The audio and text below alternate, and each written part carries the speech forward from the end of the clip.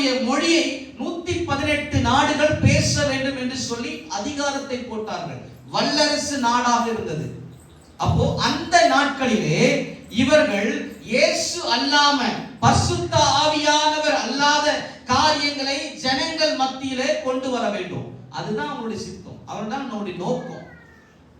பரிசுத்த ஆவியானவர் இல்லாத ஒரு நிலையை ஜனங்கள் மத்தியில கொண்டு வரணும். ஏன்னா பரிசுத்த ஆவியானவர் இருக்கிறத ஜனங்கள் ஏற்றுக்கொண்டு அற்புத அடையாளங்கள் நடக்கிறது. ஒவ்வொரு நாளும் 5000 பேர் 10,000 பேர் என்று சொல்லி தேவனை ஏற்றுக்கொள்கிறாங்க. இதையெல்லாம் தடை செய்ய வேண்டும் என்று இவர்கள் என்ன சொல்றாங்கன்னா, விக்கிரக சிலை வணக்கங்களை உள்ள புகுத்துறாங்க. யார் மூலமா தெரியுங்களா? ரோமர்கள் ஆட்சியின் மூலமாக. ஏன்னா அவங்க அதிகாரம் சொன்னா ஜனங்க கேட்கணும், இல்லைன்னா பெரிய தண்டனை வரும். அதனால இவர்கள் எவ்விதமாக செய்யறாங்க தெரியுங்களா? ஃப்ரீயா காரியங்களை கொடுக்கறாங்க பாருங்க. அது போல இது போல ஃப்ரீயா ஒரு சில காரியங்களை கொடுத்து இவர்கள் அந்த சிலை வணக்கங்களை கொண்டு வராங்க. தேவன் சொன்ன வார்த்தையின்படி கேளாம தேவன் அல்லாத காரியங்களை அவர்கள் தான் இவர்கள் என்று இவர்களை உள்ள கொண்டு வந்துட்டாங்க. அந்த நாட்களிலிருந்து துவக்கின அந்த காரியங்கள் இந்த நாட்கள் வரையிலும் தடையாகவே இருக்கிறது ஒரு கூட்டச்சனங்கள். ஆமென், அல்லேலூயா, ஆமென் சொல்றீங்களா? அல்லேலூயா. அந்த நாட்களிலிருந்து துவங்கின இந்த காரியங்கள் திரள் கூட்டங்கள் இருக்கிறது. ஆனால் அதே நேரத்தில் ஒரு பக்கம் இப்படி இருக்க, இன்னொரு பக்கம் பரிசுத்த ஆவியானவரை யார் யார் எல்லாம் எதிர்பார்க்கிறார்களோ, ஏற்றுக்கொள்கிறார்களோ, விசுவாசிக்கிறார்களோ, அவர் விருப்பத்தை நிறைவேற்ற விரும்புகிறார்களோ, அவர்கள் மேல ஊற்றப்பட்ட ஆவியானவர் பெரிய காரியங்களை செய்கிறார். கரங்களை தட்டி வாய்களை திறந்து தேவனை ஸ்தோத்திரம் பண்ணுங்க. ஹல்லேலூயா, ஹல்லேலூயா, ஹல்லேலூயா.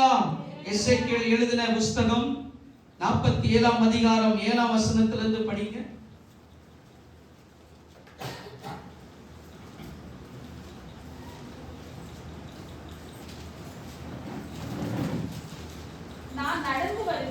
நான் நடந்து வருகையில்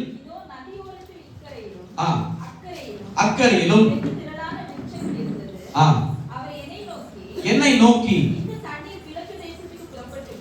இந்த தண்ணீர் கிழக்கு தேசத்திற்கு புறப்பட்டு போய் வனாந்தர வழியாய் ஓடி கடலில் விழும். அது கடலில் பாய்ந்து விழுந்த பின்பு ஆரோக்கியமாகும். படிங்க.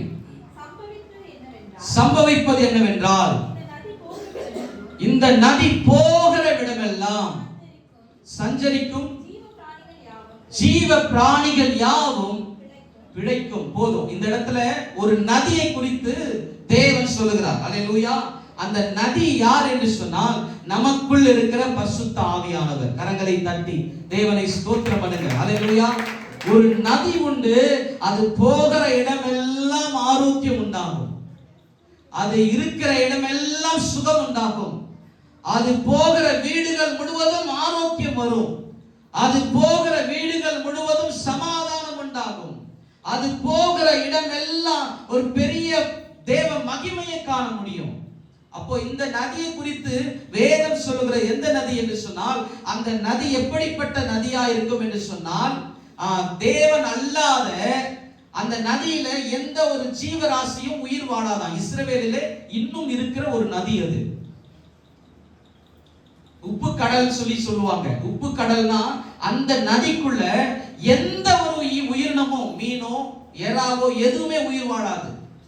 அப்போ அந்த நதிக்குள்ள தேவன் சொல்றாரு, அந்த நதிக்குள்ள நீங்க உள்ள போவீங்க என்று சொன்னா, அந்த நதி எங்கெல்லாம் ஓடுகிறது என்று பார்த்து நீங்க அந்த இடத்துல போவீர்கள் என்று சொன்னா, அங்க ஒரு உயிர் ஓட்டம் உண்டாகும். அதுதான் அந்த இடத்துல பார்க்கிறோம். படிங்க, 9ஆம் வசனத்தை படிங்கள்.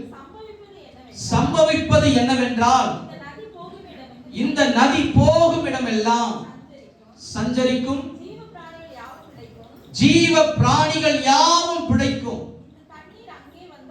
இந்த தண்ணீர் அங்கே வந்தபடினால் வெகு ஏராளமான மச்சங்களும் உண்டாகும்.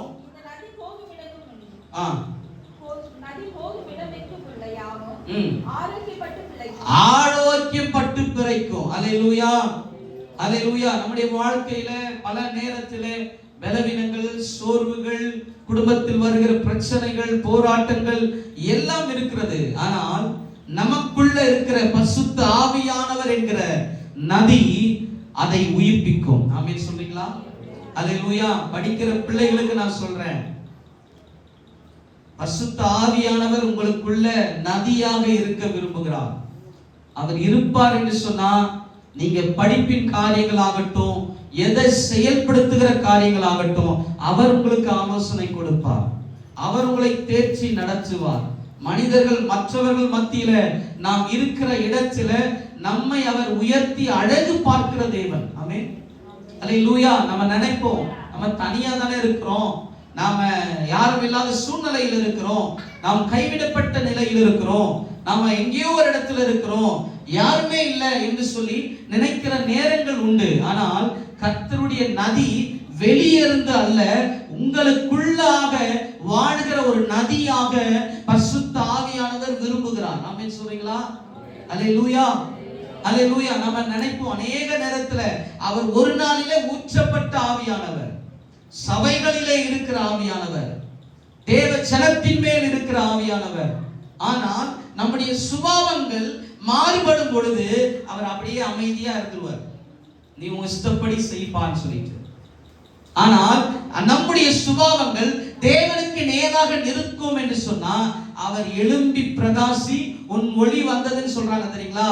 அது போல அவர் நமக்குள்ள எழும்பி பிரகாசம் செய்வார். ஆமென் சொல்றீங்களா?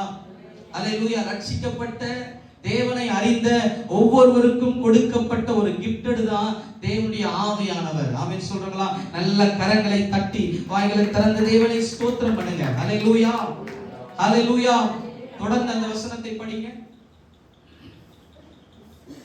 10ஆம் வசனத்தை படிங்க. எசேக்கியேல் 47:10. அப்பொழுது